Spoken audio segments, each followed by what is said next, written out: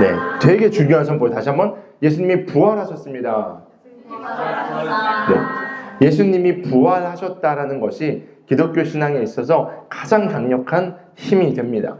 사단은요, 우리를 죄로 묶고 또 우리를 넘어뜨리기 위해서 수많은 공격을 집어넣는데 그 중에 가장 강력한 사단의 무기가 죽음, 그 죽음 이후에 영원한 형벌이라는 무기였습니다. 사실 영원한 지옥은요, 우리 인간을 위해서 만드신 곳이 아닙니다. 사실 사단, 그 악한 영들을 위해서 주님께서 지옥을 만드셨는데 죄 지은 인간 역시도 그 지옥 형벌을 받을 수밖에 없어서 예수님께서 이 땅에 오셨고 그분이 우리의 모든 죄를 대신해서 십자가에서 죽으시고 부활하심으로 말미암아 우리 역시도 죄로 죽고 예수로 살아나는 놀라운 영생의 비밀을 말씀하셨습니다. 그래서 오늘 드리는 이 예배는요, 그 부활의 첫 열매 되신 주님을 기뻐하는 예배, 하나님께서 주시는 그 부활의 놀라움을 누리는 예배되는 시간이 되었으면 좋겠습니다. 제가 세 번째 그림을 갖고 왔습니다. 첫 번째 그림, 두 번째 그림 기억나시죠? 오늘은 예수님이 활짝 웃고 계십니다. 부활하신 주님을 기뻐하는 예배. 네, 여기다 좀 떨어질 것 같아요. 뒤에다 줄게요. 네, 주님이 저를 쳐다보고 계십니다. 부활하신 주님을 기뻐하는 예배. 주님이 우리를 보시고 이렇게 환하게 웃으실 것을 조금 거룩한 상상력으로 상상해 보셨으면 좋겠어요. 아, 내가 십자가에 달려 죽고 부활한 그것을 우리 자녀들이 기뻐하는구나. 하나님께서 기뻐하시는 예배 되기를 소망합니다. 날짜로 이야기하면 지난 금요일, 그러니까 성금요일에 예수님이 십자가에 달려 죽으셨습니다. 골고다 언덕으로 올라가시면서 십자가를 지고 온갖 고통과 고난을 당하시고 십자가 상에서도 온갖 아픔과 목마름과 배신과 괴로움을 다 당하시고 예수님께서 죽으셨습니다. 그리고 아리마대 사람 요셉의 무덤에 장사되셨습니다. 로마 군인들은요, 예수님께서 평소에 사흘 만에 자신이 부활할 것을 얘기했던 것을 기억했습니다. 그래서 예수님이 부활하지 않더라도 혹시 예수님을 따르는 사람들이 예수님의 시체를 가져갈까봐 그 무덤을 지킵니다. 무덤은 큰 돌로 막아둡니다. 많은 사람들은요, 그 예수님의 죽으심을 목격했고요. 로마 군인들도, 정치 지도자들도, 종교 지도자들도, 예수님을 따르는 수많은 제자들도 예수님의 죽으심을 목격했습니다. 그러니까 예수님이 죽으셨다는 사실은요, 누구도 부인할 수 없는 사실이었습니다. 유대인들도, 로마 사람도, 아니면 예수님을 따르던 자들도, 아니면 그 외에 이방인들도 예수님의 죽으심은 정확한 사실이다라고 이야기합니다. 우리가 일반적으로 어떤 일을 경험할 때, 놀라운 일을 경험하거나 좀 뭔가 믿기지 않는 일을 경험할 때 우리 이런 이야기하죠. 그거 진짜야? 진짜? 리얼? 이런 얘기 하잖아요. 진짜? 뭔가 믿겨지지 않을 때 진짜라는 이야기를 합니다. 확인해 보는 거죠. 예수님이 죽으셨대. 근데 그때는 아무도 진짜라고 이야기하지 않았습니다. 왜냐하면 그 죽으심을 목격했기 때문입니다. 예수님의 죽으심은요, 모두가 진짜라고 반문하지 않아도 될 정도로 그 공동체 사회에서 모두가 다 목격한 사실입니다.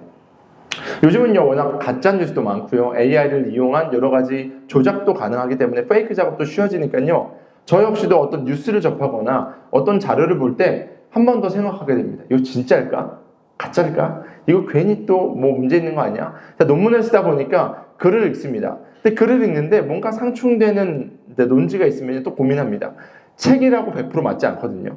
글을 쓰면 많은 사람들이 진짜라고 생각하는데 글도 가짜 글들이 꽤 많이 있어요. 그래서 다시 한번 원서를 보기도 하고 원래 있었던 이야기를, 역사적 사실을 제가 확인해 보기도 합니다. 꽤나 복잡한 작업이 됩니다. 진짜를 찾는다는 것은요, 쉬운 작업이 아닙니다.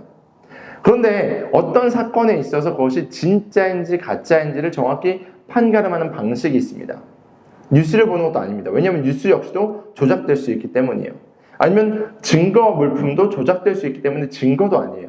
어떠한 사실이 진짜라는 것을 확실하게 바라보는 방법은요, 그 주변에 많은 목격자들이 있으면 됩니다. 증거나 방식은 조작될 수 있는데요, 증인들은 조작하기 어렵거든요.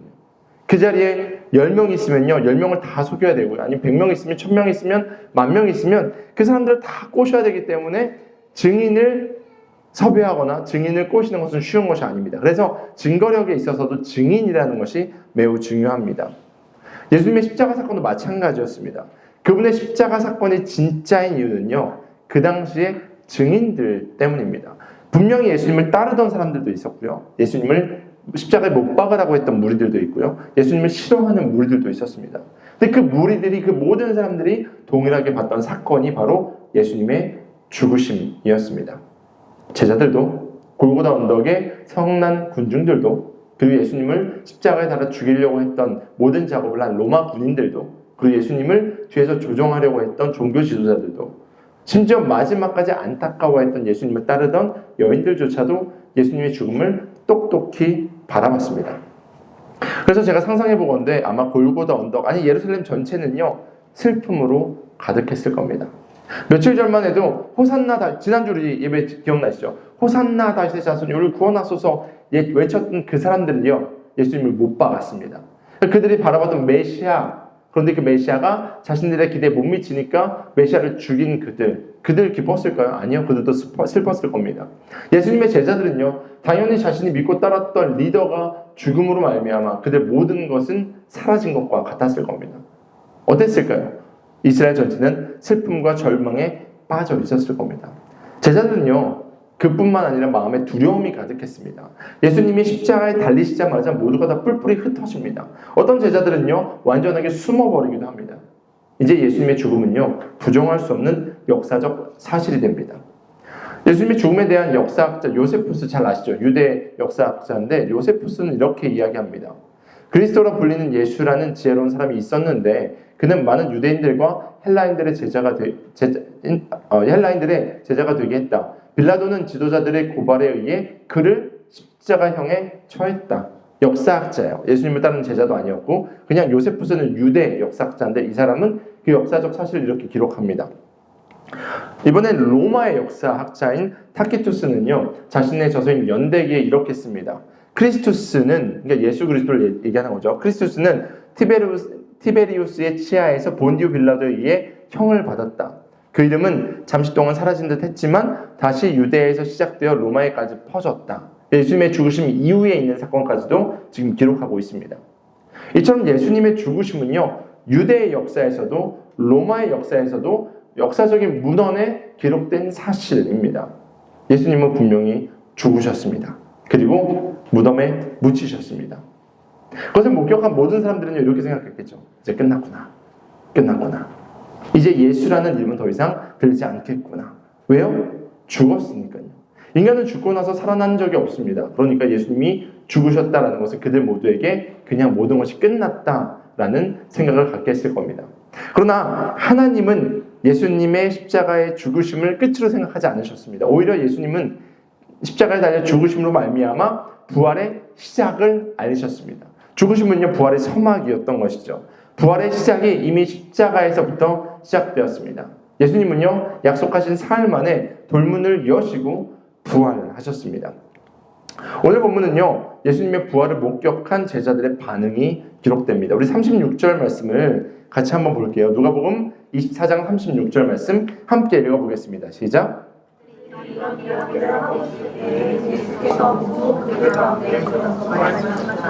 너에게 평화가 있어라. 아멘. 예수님의 제자들이요 한데 모였습니다. 이 앞절에 보면 예수님의 부활을 목격한 몇몇이 있었습니다. 그런데 소위 말하는 증인들이 부족했어요. 몇몇만 보니까 예수님의 부활을 목격하지 않은 사람들이요 진짜야? 아까 얘기했던 거죠. 그거 정말이야? 야 말도 안 돼. 예수님이 어떻게 부활하셨어? 야 지금 나 마음이 안 좋으니까 그런 얘기 하지 마. 이런 대화들이 오고 가는 현장이었습니다. 예수님의 제자들이 한데 모여서 예수님의 십자가의 부활의 소문과 자신들의 경험을 막 이야기하고 있는 현장에 예수님이 찾아오신 겁니다. 누군가는요 마음에 불안함이 있어서 예수님의 부활 소식을 듣고 싶었을 겁니다. 누군가는요 불같이 화를 냈을 수 있습니다. 아무튼 그런 현장에 부활하신 예수님이 나타나셔서 이렇게 말씀하십니다. 너희에게 평강이 있어라. 히브리어로 샬롬, 샬롬. 예수님의 죽음에 대한 충격과 두려움은요 예수님의 제자들을 위축되게 만들었습니다. 그들은요 두려움이라는 그 감정에 잠식되어 버렸습니다. 그런데 예수님께서 부활하셔서 그들에게 가장 필요한 샬롬, 평화, 평강을 선포하신 것입니다. 여기 불이 만약에 다 꺼 있다고 해볼게요. 다 꺼 있을 때 제가 뒤에 가서 스위치로 불을 탁 켜면 어둠이 어떻게 되죠? 어둠이 떠나가는 것처럼 그들 가운데 가득한 두려움과 죄책감과 어둠을 지금 예수님께서는 샬롬을 선포하심으로 떠나가게 하신 겁니다. 근데 문제가 있습니다. 그 문제는 뭐냐면요. 분명히 예수님의 죽음을 목도했던 그들은요. 예수님의 죽음이 사실이라고 믿었어요. 왜냐하면 봤으니까. 경험했으니까. 그런데 문제는 예수님의 부활에 대한 확신이 그들 가운데 없었다라는 것입니다. 분명히 예수님은요, 부활하셔서 그들 가운데 샬롬을 선포하셨습니다. 그러면요, 그들의 반응은 뭐가 돼야 돼요? 기뻐야 돼요. 주님 오셨어요. 주님 살아나셨어요. 와서 막 껴안고 눈물 흘리고 막 이렇게 돼야 되는데, 예수님의 부활을 목도한 그들의 반응이요, 조금 난감합니다. 37절 말씀 같이 한번 읽어보겠습니다. 함께 읽습니다. 시작. 그들은 놀라고 무서움에 사로잡혀서 유령을 보고 있는 줄로 생각하였다. 그들은요, 무서워했습니다. 놀랐습니다. 유령을 본다라고 생각했습니다. 당연하죠. 왜냐하면 부활하신 예수님의 방문은요, 그들이 기대했던 바와 달랐기 때문입니다. 그들을 당황하게 만든 사건이기 때문에 그들의 마음 가운데 놀라움과 무서움과 유령 보고 있는 거 아니야? 라는 당황스러움이 그들 가운데 있었을 겁니다. 왜냐하면 예수님의 죽음이 너무 사실이었기 때문에 그들은요, 자신이 갖고 있던 모든 신념을 버리고 도망쳤던 사람들이에요. 자신들이 원래 있었던 어부의 직업으로 돌아가거나 아니면 숨어버린 사람들, 도망친 제자들이 지금 거기에 모여있기 때문입니다. 몇몇은요, 예수님의 부활을 얘기했지만 지금 오가는 대화들에서는요, 믿음으로 야, 주님 부활하셨어, 자 다시 한번 시작해보자 라는 대화가 아니었고요, 야, 말도 안 돼, 진짜야? 라는 대화가 오갔기 때문에 그들의 반응은요, 너무나도 당연했습니다. 생각해보세요. 지금 그런 얘기하고 있는데 저기에서 얘들아, 예수님의 목소리로 얘들아 샬롬, 그러니까 환청을 듣는 거 아닌가? 내가 너무 예수님 보고 싶어서 환상 보는 것이 아닌가? 그들의 마음 가운데는 이런 모습이 있었을 겁니다. 당황스러움이죠. 우리는요, 당황스러운 사건을 딱 맞이하면요, 우리의 마음에 있는 것이 그냥 딱 드러납니다. 당황하면요, 표정들이 막 어쩔 줄 몰라 합니다. 얼굴이 빨개지기도 하고요, 막 입술이 부들부들 떨리기도 하고요, 아니면 눈동자가 막 흔들리기도 합니다. 우리는 당황스러울 때 우리 마음에 있는 것들이 그대로 드러나게 되어 있습니다. 그러니까 지금 예수님의 제자들은요, 솔직한 감정이 드러난 거예요. 예수님을 어떻게 유령이라고 착각해요? 예수님을 유령으로 착각했던 적이 있었죠. 디베레 바다에서 베드로가 예수님을 발견하고 예수님이 걸어오는 걸 보고 유령이라고 생각했었죠. 그때처럼 그들이 지금 당황한 상태입니다. 근데 예수님이 분명하게 자신은 십자가에서 죽고 나서 사흘 만에 부활할 것을 말씀하셨어요. 성경을 보면요, 예수님의 부활은요, 약속 없었던 갑자기 일어난 이벤트가 아니고요, 사실 예언하셨던, 약속하셨던 이야기입니다. 우리 마태복음 16장 21절을 함께 읽어보겠습니다. 함께 읽습니다. 시작. 장로들과 대제사장들과 율법학자들에게 많은 고난을 받아 죽임을 당해야 하며 사흘째 되는 날에 살아나야 한다는 것을 제자들에게 밝히기 시작하셨다. 이 구절뿐만 아니고요, 예수님은요, 자신의 이제 공생의 마지막 자락에 와서 자신이 고난당하고 죽고 부활할 것을 약속하셨습니다. 이미 예수님은요, 그것을 약속하셨다고요, 예언하셨다는 겁니다. 예수님의 제자들은요, 그 이야기를 많이 들었던 자들입니다. 그런데 그들에게는요, 예수님의 말씀보다 예수님의 죽음이라는 사건, 그 현장, 그 실제가요, 그들에게는 더 큰 임팩트가 있었던 것입니다. 그렇게 예수님의 부활은요, 그 예수님의 찾아오심은요, 예수님의 방문은요, 예수님의 제자들에게 당황스러운 사건이 됐어요. 저는 이 말씀을 읽으면서 저 역시도 당황스러웠어요. 우리는 이미 부활을 알고 있지만 예수님의 제자들의 입장에서 예수님에 대한 이야기가 딱 쓰여 있는데, 어떻게 예수님의 제자들이 이렇게 반응하지? 라는 생각이 제 가운데 딱 들었습니다. 그러면서 우리 가운데 있는 믿음도 다시 한번 바라보게 됐습니다. 사랑하는 여러분, 하나님은요, 믿음이 없이는 기쁘시게 해드릴 수 없습니다. 기억하시길 소망합니다. 믿음이 없이는 하나님을 기쁘시게 할 수 없습니다. 예수님의 부활을 예언하셨고 그것을 믿어서 주님을 기쁘게 해야 됐던 제자들은요, 믿음이 없음을 통해서 예수님에게 나아가 안길 수 없었던 것입니다. 우리 역시도 믿음 없는 신앙생활을 하다 보면요, 주님께서 우리 가운데 은혜 베푸시면 우리가 당황할 수 있습니다. 기도하니까 왜 응답이 되지? 분명히 믿음으로 기도해서 응답받는 것이 우리의 신앙적인 메커니즘이 돼야 되는데, 기도했는데 응답받으니까 당황스럽네? 이렇게 되면 안 된다라는 거죠. 주님은 반드시 우리 가운데 은혜 주시는 분이시고, 믿으십니까? 주님 우리를 고치시는 분이시고, 우리를 회복시키시는 분이시고, 우리를 잘 되게 인도하시는 하나님이신데, 우리가 믿음 없이 우리는 꽹가리와 같이 그냥 기도하거나, 아니면 우리가 그냥 신앙생활이 아닌 종교생활을 하다가 하나님은 은혜 주실 때 우리가 이렇게 예수님의 제자들처럼 당황할 수 있다는 것입니다. 근데 예수님은요, 그런 그들을 꾸짖지 않으십니다. 야 베드로 정신 차려, 야 안드레 어떻게 네가 그렇게 말할 수 있어? 라고 말씀하신 것이 아니고요, 예수님은요, 오히려 그들에게 이렇게 말씀하십니다. 우리 38절 39절 말씀도 같이 한번 읽어볼게요. 함께 읽습니다. 시작. 하자. 어찌하여 이는 당황하느냐. 어찌하여 마음에 의심을 부르냐. 내 손과 내 발을 보아라. 바라보라. 나를 만져보아라. 영은 살과 뼈가 없지만 너희가 보다시피 나는 살과 뼈가 있다. 아멘. 주님이 엄청 젠틀하고 사랑하는 목소리로 제자들에게 말씀하시는 겁니다. 주님은요, 제자들의 연약함을 알고 계셨습니다. 이미 그들이 자신의 십자가에 달리시면 도망갈 수밖에 없는 그런 연약한 인간임을 알고 계셨습니다. 그래서 직접 그들에게 찾아가셔서 샬롬을 선포하시고요. 그리고 그들이 믿지 못할 때에 당황하지 마, 의심하지 마. 그러면 나를 차라리 만져봐. 십자가에 못 박혔던 손과 못 박혔던 발, 찔리셨던 옆구리를 내미시는 겁니다. 주님은요, 우리 가운데 있는 신앙, 우리 가운데 있는 믿음이 두터워지도록 찾아오시는 분이십니다. 믿으십니까?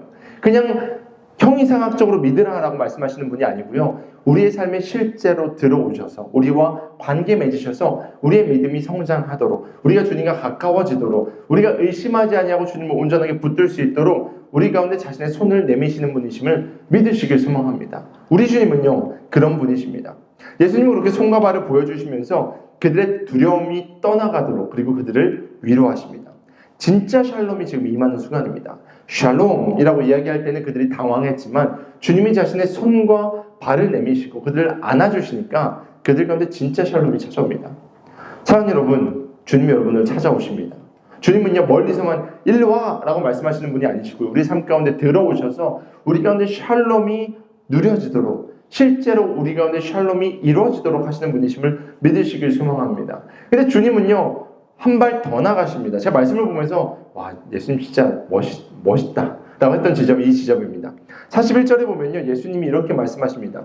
그들은 너무 기뻐서 아직도 믿지 못하고 놀라워하고 있는데 예수께서 그들에게 말씀하셨다. 뭐라고요? 여기에 먹을 것이 좀 있느냐. 예수님이 너무 배고파서 말씀하신 걸까요? 너무 배고파서? 아니요, 저는 이 말씀을 읽으면서 예수님의 그 사랑을 느꼈습니다. 예수님께서 이렇게 여기에 먹을 것이 좀 있느냐라고 말씀하시니까 제자들이요, 물고기 한 토막을 구워옵니다. 그리고 예수님은 그 앞에서 그것을 잡수십니다. 매우 중요한 성경의 장면입니다. 예수님의 부활은요, 단순히 하늘의 신비만을 이야기하는 것이 아니고요, 실제로 삶에서 경험하는 것이다 라는 것을 지금 성경은 말하고 있는 겁니다. 우리 한국인들은요, 밥상을 중요하게 여깁니다. 우리나라 되게 독특한 문화를 갖고 있습니다. 찌개를 끓이면요, 밥을 막 퍼먹다가 그 밥 묻은 침 묻은 숟가락을 찌개에 팍 집어넣어서 먹지요. 표현을 이렇게 하니까 우리 지금 막 표정 이렇게 하지만 자연스럽잖아요. 우리는 밥도 같이 먹고요, 반찬도 같이 먹고요, 뭐 침이 조금 섞여도 뭐 우리는 생각보다 그렇게 막 어려워하지 않습니다. 왜냐하면 우리는 식구라는 표현을 쓰기 때문이에요. 음식 식자 입구자, 우리의 음식을 같이 먹으면서 우리는 공동체성을 누리는 문화권 안에 있습니다. 근데 이스라엘도요, 꽤나 비슷합니다. 이스라엘에 있는 공동체들은요, 식탁 교제를 한다는 것은요, 당신을 우리 공동체로, 우리 가족으로 받아들입니다라는 의미를 갖고 있습니다. 그래서 고대 근동지방이나 중동지방, 지금도 마찬가지예요. 가서 식탁에, 집에 있는 식당 말고요, 집에 있는 식탁에 초청받으면요, 한 가족이 됐다라는 의미를 갖고 있어요. 그러니까 예수님은요, 그들의 삶의 자리로 들어가신 겁니다. 지금 배가 고파서 음식 달라고 하신 것이 아니고요, 내가 너희와 실제로 부활한 예수님이 내가 너희와 함께 할 거야 라는 것을 지금 말씀하고 계신 것입니다. 예수님의 부활은요, 단순히 교회에서 1년에 한 번 경험하는 부활절 절기 예배로 경험되는 것이 아닙니다.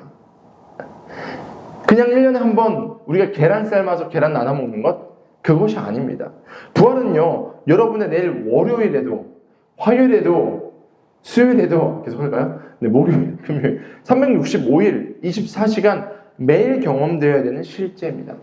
예수님의 부활은요, 여러분의 일터와 가정과 지친 삶의 현장과 여러분의 슬퍼하는 그 자리 가운데 이루어지는 실제입니다. 부활의 주님은요, 우리의 일상에 찾아오셨어요. 우리의 현실에 찾아오셔서요, 우리의 땀을 닦아주시고요, 눈물을 닦아주시고요, 우리의 밥을 떠서 먹여주시는 그런 실제입니다. 우리는 부활을요, 종종 과거에 있었던 사건 정도로만 생각할 때가 있습니다. 아니면 교회에서 1년에 한 번 이벤트로 생각할 때가 있습니다. 아니면 혹은 부활이라는 것은 내가 나중에 죽고 나서 주님 앞에 섰을 때에 그냥 한 번 경험되는 사건 정도로 생각할 때가 있습니다. 그런데 오늘 본문은 우리에게 말씀하십니다. 그것이 아니라 주님은 우리의 삶의 한복판에 들어오셔서 그 부활을 매일매일 경험하게 하신다. 여러분의 마음 가운데 죽음과 같은 공포가 있습니까?